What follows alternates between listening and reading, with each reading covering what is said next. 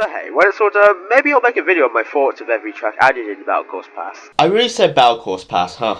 The MK8 Booster Course Pass has concluded with the release of Wave 6, and I gotta say, even though I was a little wary upon the initial reveal, I am extremely happy with how it turned out. Sure, a few courses I wanted to see return didn't,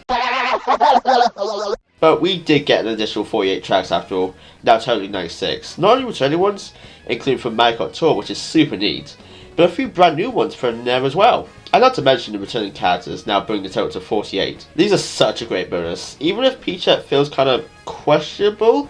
I mean, for God's sake, me outfit B was right there! Nah, but seriously, I would have loved to see Rob from MK8 DS return, but it just wasn't meant to be, I guess. Minor grievances aside, it's wild to think about how MK8 is finally over and done with almost a decade later, but what a ride it's been. And hey, not only do I get to talk about America again, which is always a joy, but I get to try out the new format of one-sentence reviews. Well, it's new to me anyway. Lord knows I can ramble on a lot of the time. Hell, I'm doing it right now. So how about I try to keep things a little more condensed? Hey, it will help you and it will help me as I have several large projects to work on right now. But anyway, starting with Wave 1 and ending with Wave 6, duh. Shall we begin?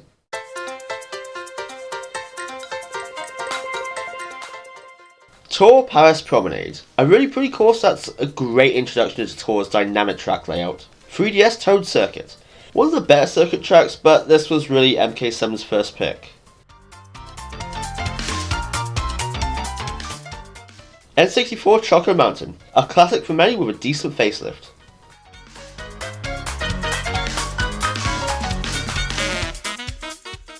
Wii Coconut Mall. Nostalgia at its finest and the remix theme doesn't disappoint.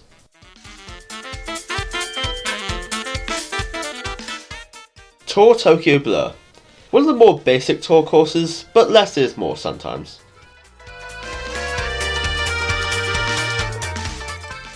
DS Shroom Ridge. A sleeper pick for great DS tracks, glad it's got its time.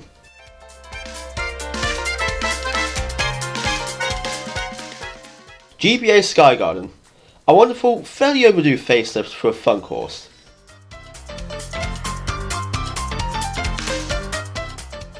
Ninja Hideaway. The first brand new course for the DLC and first impressions were strong.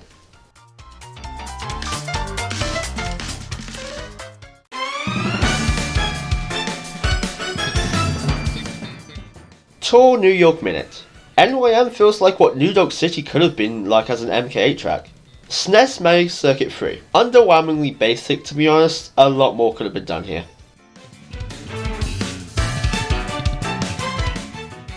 N64 Kalimari Desert. Taking on a dynamic track design, listening to this track's theme somehow got even better. DS Waluigi Pinball. It's a classic with amazing music and a super vibrant colour scheme now, as it always was meant to have. Tour Sydney Sprint. The name is fitting for its fast-paced feel and sightseeing speedrun.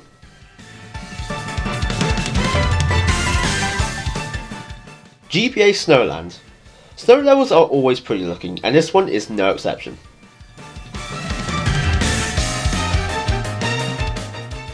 Wii Mushroom Gorge. I'm so glad this wasn't shackled to returning in MK7. Always been a personal favourite of mine.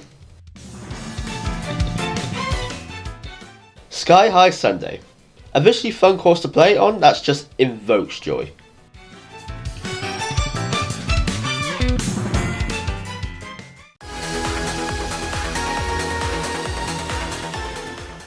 Tour London Loop. A fine track to enjoy some tea and crumpets with. GBA Boo Lake. Super fun with its spookily warped track design thanks to the implementation of anti-gravity.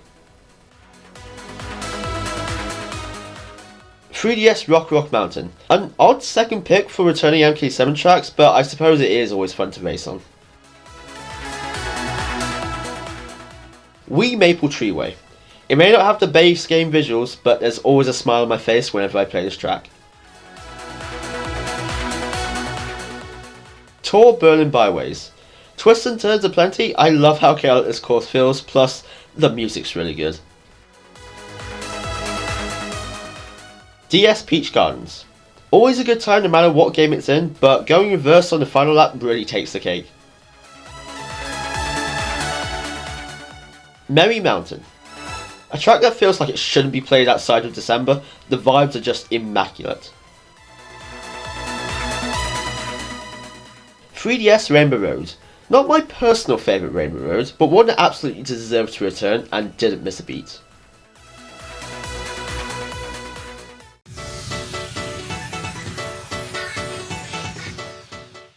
Tour Amsterdam Drift.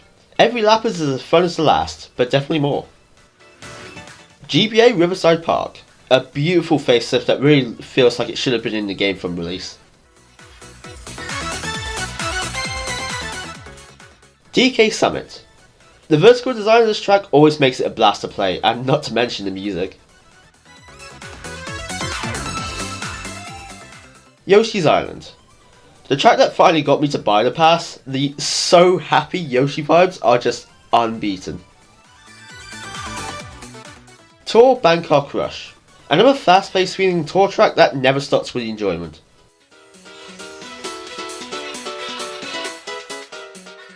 DS Managed Circuit. One of the better circuit tracks in the series. That double U-turn at the end of the track lives rent-free in my head. GCN Waluigi Stadium. This track's always felt chaotically fun, and here it's no different, now with a couple of additions. Singapore Speedway. Hands down the best tour track, I will not be fought in this opinion.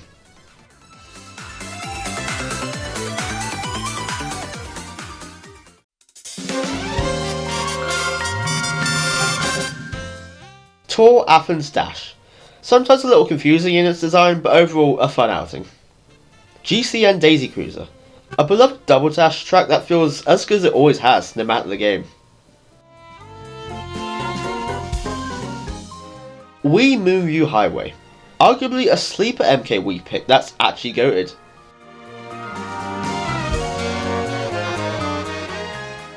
Squeaky Clean Sprint. Similar to GBA Rainbow Road, more tracks should play with a smaller scale idea. It's truly an unrivaled concept.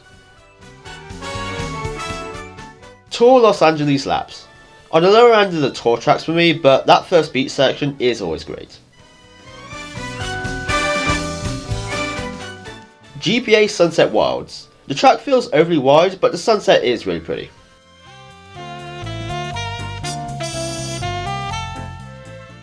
Wii Cooper Cape. I'm so happy to see this one return once more. I will never not enjoy this course. Tour Vancouver Velocity. Maybe my second favourite tour track here. I really enjoy this one's take on the dynamic track design and its music.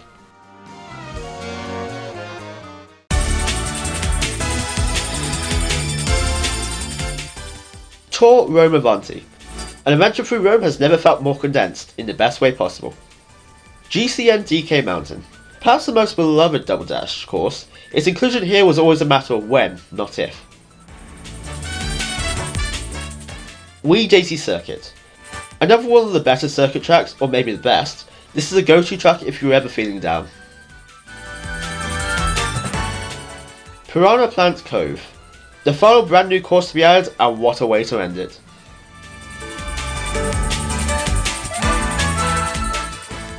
Tour Madrid Drive. A fun little tour through Madrid that makes for a great final tour course. "3DS Rosalina's Ice World. A sleeper pick for MK7 in my opinion. This one always feels so magical to race on, if only for the music. SNES Bowser Castle 3.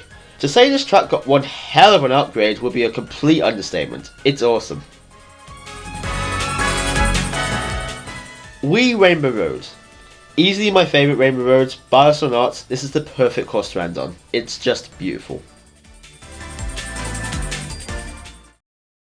Like I said at the start of the video, it's pretty crazy how MK8 is done now. Sure, we can make jokes about how it took the devs almost a decade to finish the game, but it was nothing like that. They just kept adding to the game because they felt it needed more.